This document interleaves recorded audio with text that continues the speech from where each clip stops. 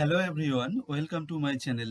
আজ আমরা যে বাংলা শব্দগুলোর ইংরেজি এবং ইংলিশ সেন্টেন্সে শিখতে যাচ্ছি সেগুলো হলো ব্যর্থ প্রচেষ্টা, নিরপেক্ষ থাকা, মিথ্যা কাহিনী, সর্বাত্মক প্রচেষ্টা, আত্মপ্রশংসা, মূর্খের স্বর্গ, বিবাদের বিষয়, মিথ্যা বাহানা, আকস্মিক ঘটনা, অন্তরঙ্গ বন্ধু, গোপন শত্রু এবং শেষ মুহূর্তে। আমরা শুরু করছি যে শব্দটি দিয়ে, সেটি হচ্ছে ব্যর্থ প্রচেষ্টা। এর জন্য আমরা ব্যবহার করতে পারি এই ওয়ার্ডগুলোকে: অ্যাবর্টিভ অ্যাটেম্প্ট অথবা ফ্লগ এ ডেড হর্স। এছাড়া অন্য ওয়ার্ডও ইউজ করা যেতে পারে। তাহলে সবথেকে ভালো যে ওয়ার্ডগুলো হচ্ছে সেগুলো হচ্ছে অ্যাবর্টিভ অ্যাটেম্প্ট অথবা ফ্লগ এ ডেড হর্স। এবার ডেড হর্স মানে হচ্ছে মৃত ঘোড়া। তো মৃত ঘোড়াকে যদি চাবুক দিয়ে তোলা যায় সে কখনো উঠবে না। ফ্লগ মানে হচ্ছে চাবুক। তো এই প্রচেষ্টা পুরো ব্যর্থ, তাই এটিকে বলা হচ্ছে ব্যর্থ প্রচেষ্টা। উদাহরণস্বরূপ, ব্যর্থ প্রচেষ্টা করা অনর্থক। এর ইংরেজি আমরা এভাবে বলতে পারি: it is useless to vlog a dead horse. এখানে ফ্লগ এ ডেড হর্স একটি ইডিয়ম। এই ইডিয়মটি দিয়ে এই সেন্টেন্সটি করা হয়েছে। পরের বাক্যটি: পৌরসভা সরকারি তহবিলের অপব্যবহার করেছে তা প্রমাণ করার জন্য কাউন্সিলরদের দ্বারা একটি ব্যর্থ প্রচেষ্টা করা হয়েছিল। An abortive attempt was made by councillors to prove that the municipality had misused government funds. এরপর আরেকটি বাক্য: আমি তার সমর্থন পাওয়ার জন্য একটি ব্যর্থ প্রচেষ্টা করেছিলাম। I made an abortive attempt to get his support. 2 নম্বরে রয়েছে নিরপেক্ষ থাকা। এর জন্য আমরা ব্যবহার করতে পারি সিট অন দ্য ফেন্স। আমরা অন্য ওয়ার্ডও ইউজ করতে পারি, যেমন নিউট্রাল দিয়ে। তবে এখানে শুধু ইডিয়ম ব্যবহার করেই আমরা সেন্টেন্সগুলো করব, কারণ ইডিয়ম ব্যবহার করলে সেন্টেন্সগুলো অনেক সুন্দর হয়। উদাহরণস্বরূপ, আমি সিদ্ধান্ত নিয়েছিলাম যে ঝগড়ার সময় নিরপেক্ষ থাকা আমার পক্ষে ভালো। I decided that it was better for me to sit on the fence during the quarrel. আপনি আর নিরপেক্ষ থাকতে পারবেন না। আপনাকে যে কোনো একটি পাশে থাকতে হবে, যেটি আপনি ভালো মনে করেন। You can't sit on the fence any longer. You have to stay on one side, whichever way or whichever you feel better. পরের বাক্যটি: তিনি সর্বদা আলোচনা সভাতে নিরপেক্ষ থাকেন। He always remains on the fence at meetings. 3 নম্বরে রয়েছে মিথ্যা কাহিনী বা মিথ্যা গল্প। এর জন্য আমরা ব্যবহার করব এই ইডিয়মটি, কক অ্যান্ড বুল স্টোরি। উদাহরণস্বরূপ, দেরি হওয়ার জন্য তার অজুহাত ছিল একটি মিথ্যা কাহিনী। His excuse for being late was a cock and bull story. ক্লাসে অনুপস্থিতি সম্পর্কে তার উত্তর ছিল কিছু মিথ্যা কাহিনী।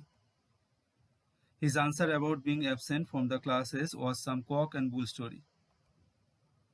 তারা সত্য নয়, তাদের মিথ্যা কাহিনী শুনবেন না। They aren't true. Don't listen to their cock and bull story. 4 নম্বরে রয়েছে সর্বাত্মক প্রচেষ্টা, মানে কোনো কসরত বাকি না রাখা। এর জন্য ব্যবহার করতে পারি আমরা এই ইডিয়মটি, leave no stone unturned. উদাহরণস্বরূপ, তারা তাদের পরিকল্পনা বাস্তবায়নে সর্বাত্মক প্রচেষ্টা করেছিল বা কোনো কসরত বাকি রাখেনি। তো এর ইংরেজি আমরা এইভাবে করতে পারি: they left no stone unturned to carry out their plans. ডাকাতদের ধরতে পুলিশ সর্বাত্মক প্রচেষ্টা করেছিল বা কোনো কসরত বাকি রাখেনি। The police left no stone unturned in their search for the robbers. তুমি এই সুবিধে পেতে সর্বাত্মক প্রচেষ্টা করেছিলে। You left no stone unturned to get this facility. 5 নম্বরে রয়েছে আত্মপ্রশংসা বা আত্মপ্রশংসা করা বা নিজের প্রশংসা করা। তো এর ইংরেজি ব্লো ওয়ান্স ওন ট্রাম্পেট। এটি একটি ইডিয়ম। অথবা টু প্রেজ ওয়ানসেলফ, এটি দিয়েও আমরা করতে পারি। উদাহরণস্বরূপ, তার নিজের আত্মপ্রশংসা করার অভ্যাস আছে। He has a habit of blowing his own trumpet.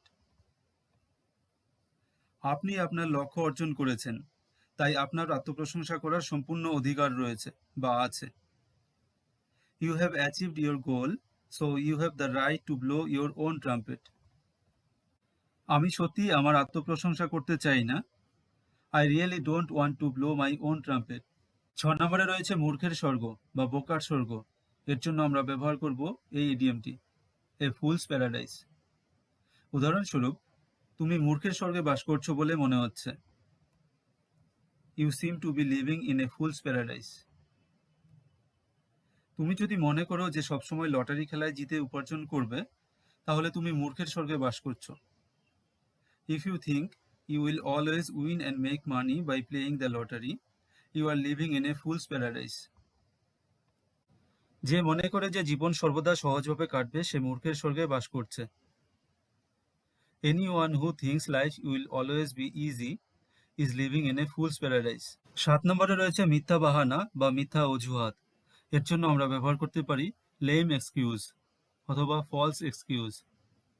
উদাহরণস্বরূপ, তারা অনুপস্থিত থাকার জন্য কিছু মিথ্যা বাহানা বা অজুহাত দিয়েছিল। They gave some lame or false excuses for their absence. কাজটি দেরিতে করার জন্য তিনি একটি মিথ্যা বাহানা বা অজুহাত তৈরি করেছিলেন। He made a lame excuse for being late to work. এটা একটা মিথ্যা বাহানা বা অজুহাত শোনাচ্ছে বা শুনতে লাগছে। আমি জানি, কিন্তু আমি সত্য খুঁজে পাচ্ছি না। It sounds like a lame excuse. I know, but I can't find the truth. 8 নম্বরে বিবাদের বিষয় বা বিতর্কের বিষয়। এর জন্য আমরা ব্যবহার করতে পারি এই ইডিয়মটি বোন অফ কন্টেনশন। উদাহরণস্বরূপ, টাকা আমাদের দৈনন্দিন জীবনে বিবাদের প্রধান বিষয়। Money is the main bone of contention in our daily lifes. সেই সুন্দরী মেয়েটি তাদের বিতর্কের আসল বিষয়। That beautiful girl is their real bone of contention. এই সীমান্ত সবসময় দুই দেশের মধ্যে বিবাদের বা বিতর্কের বিষয়। This border has always been a bone of contention between the two countries. আকস্মিক ঘটনা বোঝাতেও আমরা সুন্দর একটি ইডিয়ম ব্যবহার করতে পারি, যেটি হচ্ছে a bolt from or out the blue. উদাহরণস্বরূপ, খবরটি এসেছিল আকস্মিক ঘটনার মতো। The news came like a bolt from the blue. এই আবিষ্কারটি সারা বিশ্বে আকস্মিক ঘটনার মতো ছড়িয়ে পড়েছিল। This invention spread out like a bolt from or out the blue all over the world. এটি আমার কাছে একটি আকস্মিক ঘটনা। It is a bolt out the blue for me. আমরা আমাদের সবথেকে প্রিয় বন্ধুকে বলি বেস্ট ফ্রেন্ড বা ক্লোজ ফ্রেন্ড, তবে অন্তরঙ্গ বন্ধুকে আমরা বলি বুজম ফ্রেন্ড। উদাহরণস্বরূপ, সে আমার অন্তরঙ্গ বন্ধু। He is my bosom friend. সে এখনো আমার বন্ধু, আমার অন্তরঙ্গ বন্ধু। He is still my friend, my bosom friend. সে কখনোই আমার অন্তরঙ্গ বন্ধু হতে পারেনি। He could never be my bosom friend.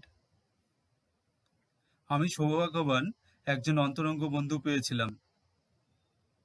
I was fortunate to have a bosom friend. গোপন শত্রু বা বিশ্বাসঘাতক ব্যক্তি, এর জন্য ব্যবহার করতে পারি আমরা এই ইডিয়মটি a snake in the grass. উদাহরণস্বরূপ, তার সাথে বন্ধুত্ব করো না, সে দেখতে সৎ এবং ভদ্র, কিন্তু সে হতে পারে তোমার গোপন শত্রু বা বিশ্বাসঘাতক ব্যক্তি। Don't make a friendship with her. She looks honest and polite, but she could be a snake in the grass for you. সে হলো গোপন শত্রু বা বিশ্বাসঘাতক ব্যক্তি। আপনার বন্ধু হয়েও সে আপনার পেছনে অপবাদ দিচ্ছিল। He is a snake in the grass. Despite being your friend, he was slandering you behind your back. আমাদের অনেক কাজই আমরা শেষ মুহূর্তে করি বা আমাদের ক্ষেত্রে শেষ মুহূর্তে ঘটে, আর এর জন্য আমরা ব্যবহার করতে পারি এই ইডিয়মটি at the 11th hour. উদাহরণস্বরূপ, আমি পূরণ করা ফর্ম শেষ মুহূর্তে জমা করেছিলাম। I submitted the filled out form at the 11th hour. সে শেষ মুহূর্তে এখানে এসেছে। He has come here at the 11th hour. আমাদের পরিকল্পনা শেষ মুহূর্তে বাতিল করা হয়েছিল, তো বাতিল করার জন্য আমরা ব্যবহার করব called off, আর তাহলে সেন্টেন্সটি হবে Our plan was called off at the 11th hour. তারা শেষ মুহূর্তে তাদের প্রবেশপত্রগুলো পেয়েছিল। They received their admission cards at the 11th hour. এখানে বেশিরভাগ ক্ষেত্রেই সেন্টেন্সেসগুলো কিন্তু ইডিয়মস দিয়ে করা, কারণ ইডিয়মস ব্যবহার করলে সেন্টেন্সগুলো অনেক সুন্দর হয়। এমন ধরনের আরও ভিডিও পেতে তোমরা অবশ্যই এই চ্যানেলটিকে ফলো করো। Thanks for watching, have a great day.